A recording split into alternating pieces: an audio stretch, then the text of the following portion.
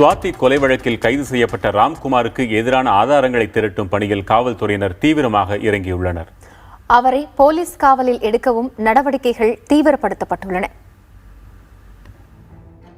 சுவாதி கொலை வழக்கில் கைதான ராம்குமாருக்கு ஜாமீன் கோரி தாக்கல் செய்யப்பட்ட மனு சென்னை முதன்மை அமர்வு நீதிமன்றத்தில் விசாரணைக்கு வந்தது.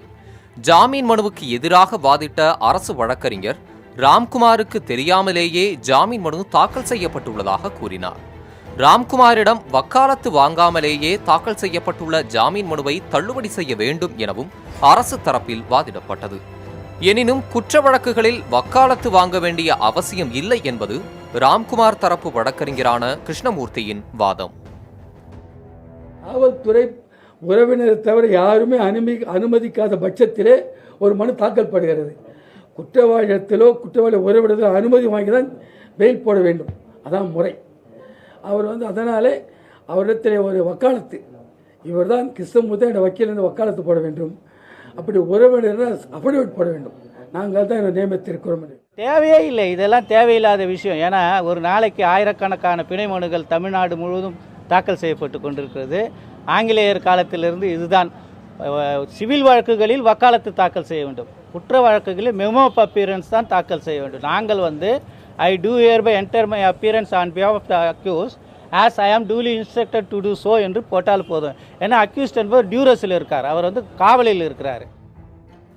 இருதரப்பு வாதங்களையும் கேட்ட நீதிபதி ஜெயச்சந்திரன் எழுத்துப்பூர்வ வாதங்களை தாக்கல் செய்ய உத்தரவிட்டார். இதனையடுத்து ஜாமீன் மனு மீதான விசாரணை வரும் 15ஆம் தேதிக்கு ஒத்திவைக்கப்பட்டது.